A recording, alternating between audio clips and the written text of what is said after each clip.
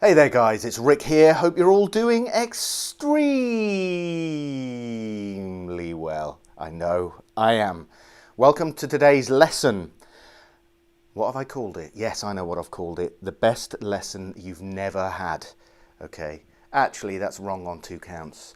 For one, you may well have had this lesson. And for two, it's not necessarily the best lesson either.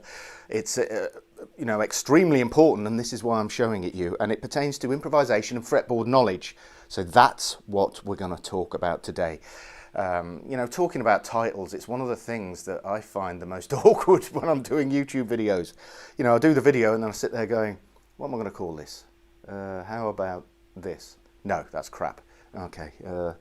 How about this? No, that's crap. What about this? No, that's utter shite. And I sit there for hours just going, man, I can't think of a title.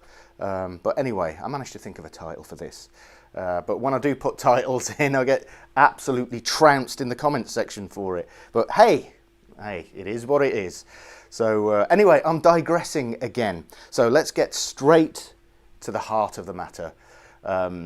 We're going to work on a great technique that opens up the fretboard to give you more fretboard knowledge and specifically to allow you to improvise more freely without worrying whereabouts you are on the fretboard.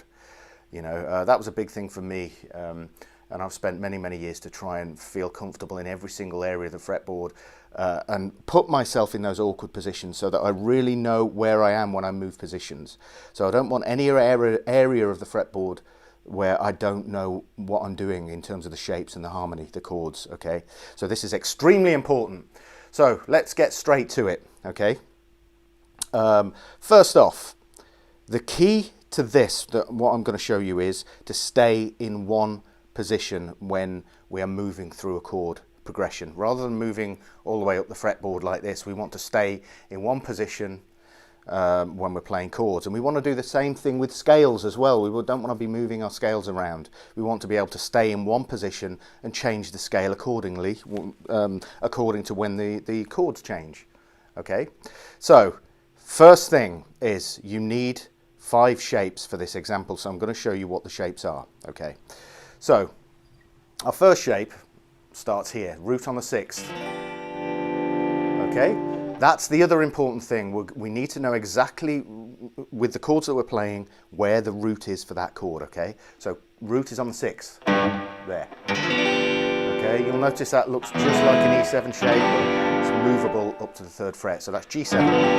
Okay, second shape, what we're going to do is just change the position here. So we're going to use our 3rd finger. We're going to play this, which is a G7 shape, okay, which happens to be the open shape anyway. Okay, so we've got 2 chords with a root on the 6th.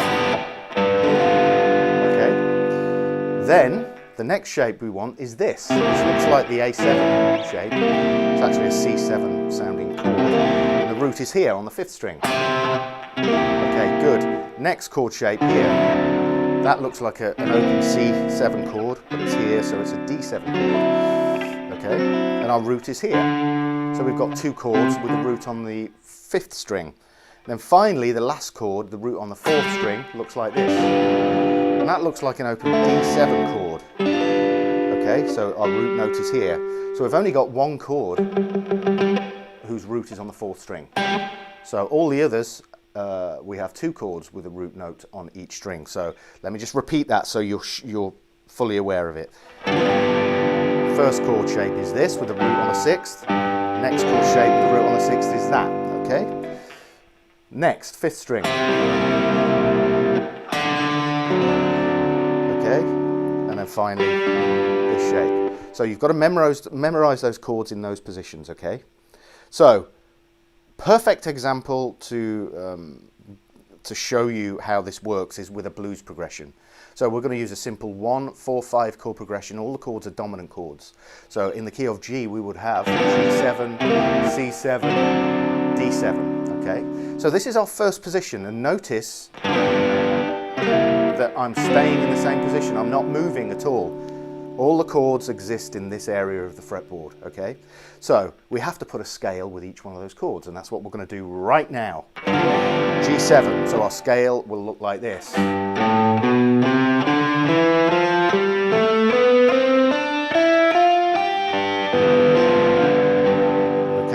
notes that fit around this chord. Okay, it's okay to move either a semitone lower or a semitone higher within a position, but no more than that. Okay, so once more.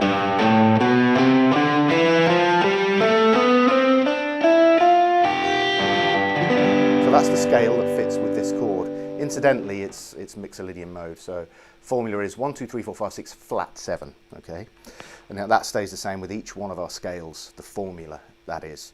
So we're going to now move to our 4 chord, which is C7. So that's the A7 shape right here. Okay, so root on the 5th. So we've got the root movement goes from 1 to 4. So the scale that fits with this is this.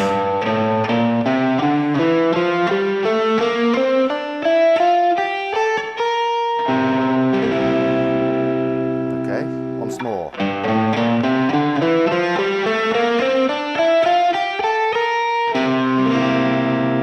Good, and then we go to our 5 chord, which is here, D7. Okay, and the scale that fits with that is...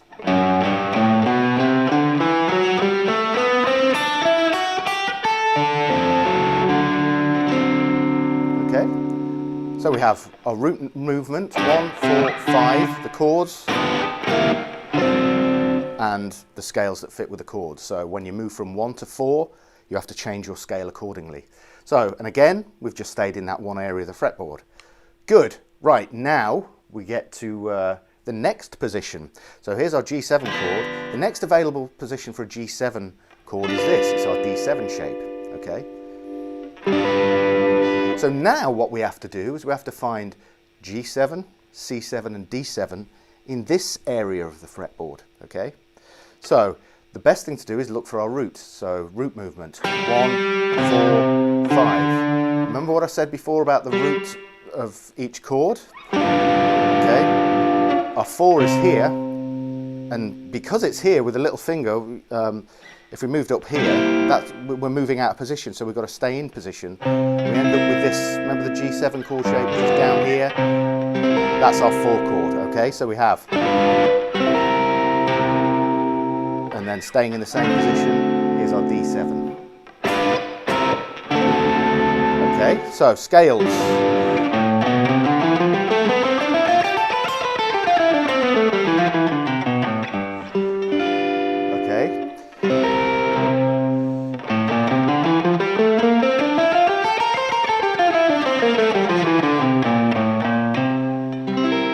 For this one, I've already done this one back here.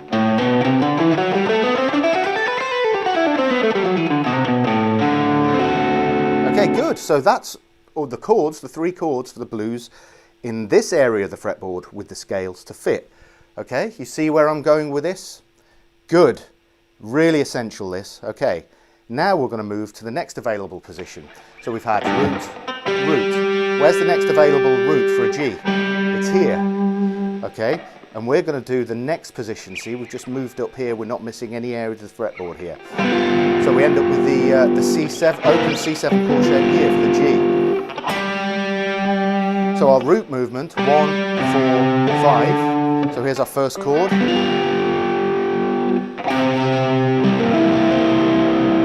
See? And then, can you see what we did there? Okay. So there's our first chord with a root here, and then the 4 chord, and then the 5 chord. Okay, and again, we've shifted out of this position, we're into the next position. So, scale.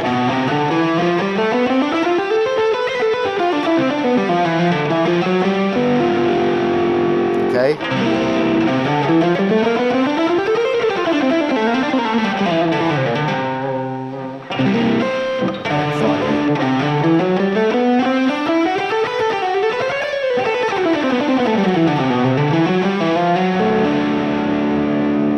Good, so that's the next available position. So let's move to the next, let's find our next position. So we've had G here. Where is the next available G note? It's here. So if our root is here, we don't want to miss out, I'm sorry, I've just missed out a position here. It's here, it's the same note, but we're going to use the index finger, okay? So we play the A shape here, okay? So we've already played G7, so our root movement, 1, 4, 5, okay? So we're going to put this an octave lower, because otherwise that would mean we'd have to change position for this chord. So we have, and again we're staying in the same position. So scale.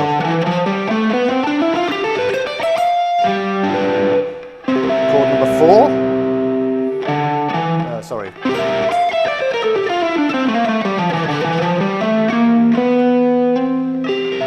And then chord number 5.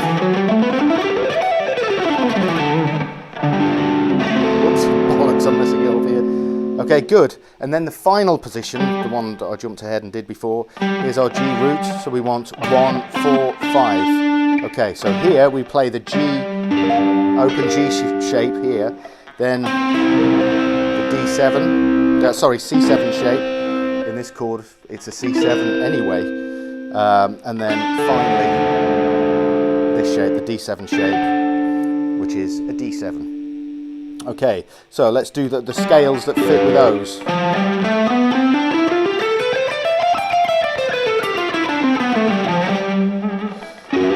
So that's our first chord. Then to the 4.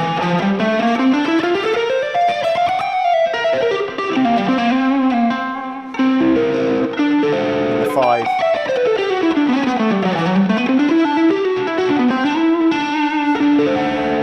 Okay, good. And then we've done all the positions. We're back to G7. Okay, good. So hopefully you see the value in this specific lesson here. What we're doing is we have to be aware of, for one, the root movement of each chord. So we're playing a blues, 1, 4, 5, all dominant chords. So you need to know where the root is for each position.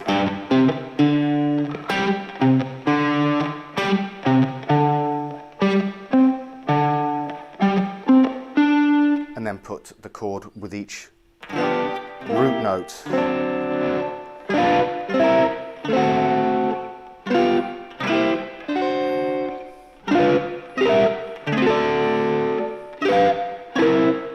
Bollocks. And then all the way to the top, okay? And you've got to put the scale with each position. And again, like I said before, you're staying in the same position for all 4 chords. See what I mean? So this allows you to be completely free with your improvisation. So wherever you find yourself on the fretboard, you will know where you are because you'll have practiced those 3 chords in every single position available. Okay, so I found this when I first really came across this and started to practice it.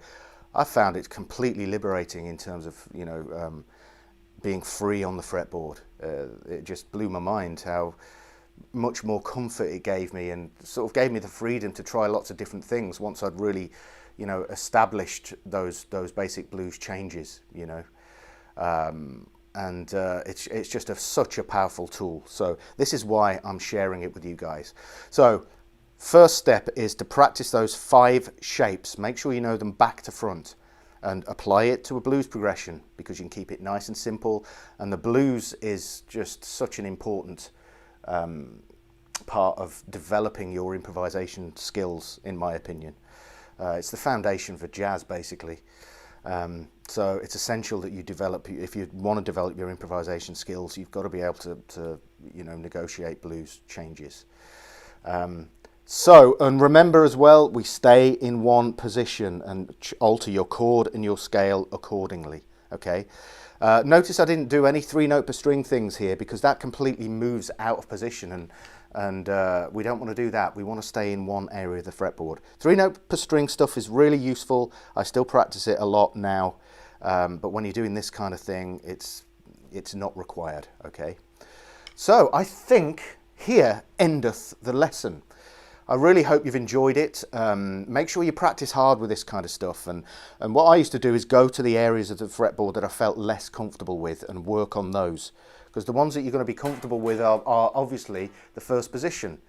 because that's where everybody starts. It's a bit like when you're playing scales. Everybody's comfortable with the first position of a major scale. By the time you get higher up on the fretboard or to position 7, that's when people start losing it, because they practice from position 1 rather than practicing position 7. So you've got to work on the weaker areas of your fretboard knowledge and you know, build them into strengths. Anyway, I hope you've enjoyed this lesson. Just a quick reminder, 50% off my lesson downloads. Get on it. Link is in description box below. It's a great way to support what I do so I can make videos like this for you guys. Anyway, I hope you've enjoyed it, and I will see you in the next video. Cheers.